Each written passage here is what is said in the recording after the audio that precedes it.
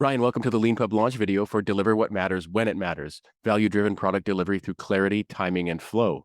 I was wondering if you could take a moment today to talk to all of us a little bit just about yourself and who you are and where you're based and what you do, and what this book is about and who it's for. Oh, thanks so much, Len, for having me. I'm actually really excited to be here. I got to share with you that writing this book was a meaningful journey for me, and I'm grateful to have a chance to actually talk about it. So thank you for giving me that platform. Awesome. Currently, I'm director of delivery optimization for an insurance company.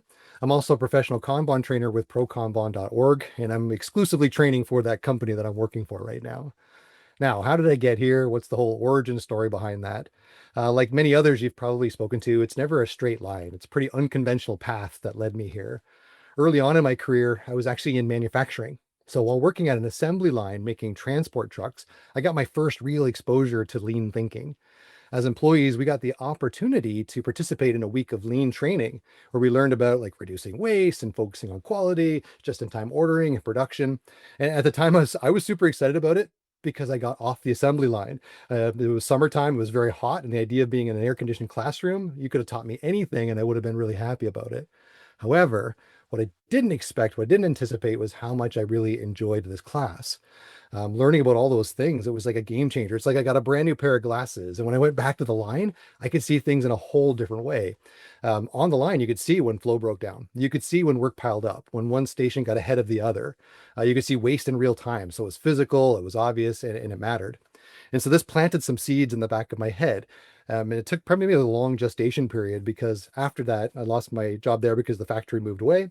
And I decided to start my own business in rock climbing and teaching martial arts. That's probably its own book altogether. So I kind of did that for a little bit and then eventually ended up in computer programming. After I got out of school for computer programming, I got a job at a bank. And between that time and this time, I have had the opportunity to be a developer, a tester. I've been a project manager. I've been a team lead. I have done project management where I've led project managers. Actually, was in leading project managers. I got my first exposure to agile ways of working. I sent my folks on training and I joined in on that training on my own.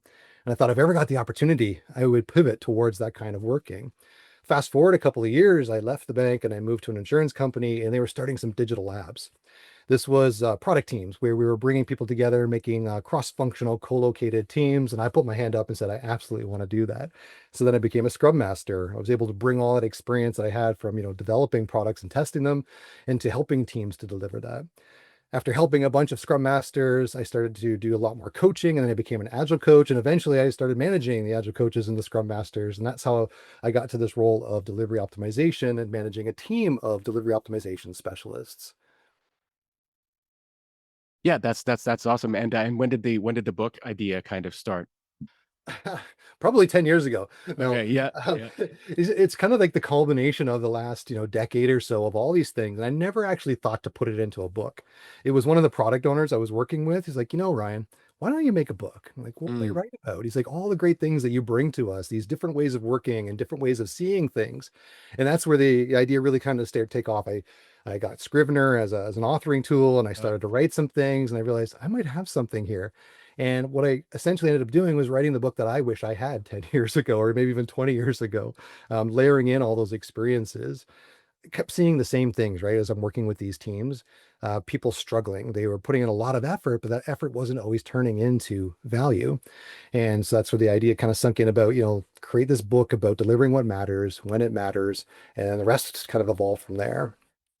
And one of the really interesting things you talk about is running small experiments. And Mm. I was interested in the sort of chapter on influence without authority. That's a sort of powerful title. And it's interesting that you talk about if you're if you're in a situation where for whatever reason you can't just kind of command people to do things, and whether or not that would be a good thing in itself, that's my framing of the issue, not yours. But whether that would be a good thing in itself, who knows? But how do you influence people without exercising authority, just issuing commands? And your real insight, or else just being in some position where like everybody follows you around anyway. And I love the idea of the small experiments that work, leading small experiments that work. And the book is full of examples of that kind of thinking, where it's Mm. kind of like, I think, from most people's perspective, maybe a little bit indirect, but like right, but by being so practical and right in the moment and right in the place where people are working. So one of the things I brought into the book was I wanted it to be like I was always kind of sitting there, coaching somebody, and that can't be a one-way dialogue. Now, obviously, when you're reading the book, I'm not there to, talk to you and ask those questions, but I did try to incorporate some things that you could try. At the end of every chapter, there's a loop back. Right. So I came up with this idea of this delivery optimization and loop, and then I kind of build on top of that with that loop back so that you could take everything that we just talked about and then go and take a look at your situation. Ask yourself some really hard Right. questions to see if there's something you can unlock there and some experiments along the way that you can try, things to look for as you're going through those experiments to see if it's going to be successful or not, or if you're on the right path. Yeah, that's really fascinating. Having a reflection step is something that I think most of us often don't do. We kind of like finish our chapter and move on or something like that. But asking people to go through and actually like you've got a really nice visual of showing people what's happening there. It's interesting too. So I would gather that who this book is for is people who were in the position you were 10 years ago, and it's so interesting that that path you describe of actually having like your first. And I think you might be the first author we've had who's first, well, maybe the second author we've had whose first introduction to lean was actually being on the factory floor yourself.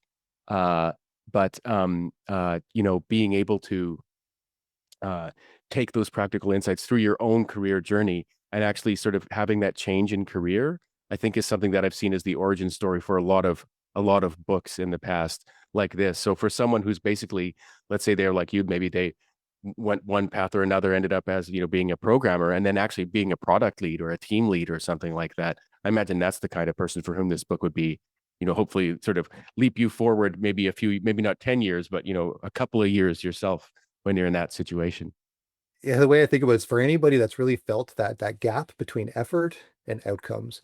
So Uh, as you already mentioned, like delivery leads, scrum masters, agile coaches, product managers, engineers, the people who carry I'm going to call it the emotional weight of delivery.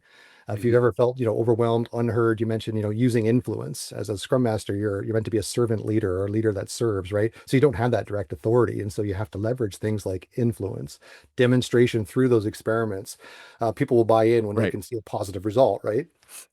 Yeah, and I imagine it's the people buying in, but one of the reasons that it's powerful is because people who are kind of watching at the management layer see actual results, Yeah. even in small experiments, and then they might start noticing, oh, that team over there or that person even is being more productive. Why is that? And then there's actually an answer, which is we've gave them these experiments and we were following these different practices, basically. So you could actually point from the result to what caused it, not just declaring that if we adopt this new practice, it will have this result. Now everyone go do what I say. Yeah, and having some measures and some data is certainly helpful there, right? So we know what the before looks like, we know what the after looks like, and we can compare the delta between the two. The last thing I wanted to ask you about is as the very beginning of the book, you mentioned you've got a quote from Peter Drucker. There is surely nothing quite so useless as doing with great efficiency what should not be done at all. And I think this is something that particularly, kind of programmers, but people who are, I imagine, leading teams of product development and stuff are really facing in the age of what the beginning of the age of kind of AI, right? Like, kind of like, wow, I can run 10 times faster, Mm. but am I running in the wrong direction? Right. Yeah. Um, What's that quote by Mahatma Gandhi? Speed is irrelevant if you're running in the wrong direction. there you go. Exactly. Exactly. Yeah. And I think I just wanted to take the moment to this, the issue of the moment, and just ask you what your kind of experiences with that, if or if it indeed it is true that you do see people's kind of potential, at least potential productivity increasing. How is it that people in the position of like yourself and people who are going to be reading your book can deal with that issue where like there might be a lot of pressure, say, from management, like we want to see this 10x productivity we've read about in The Economist or something like that.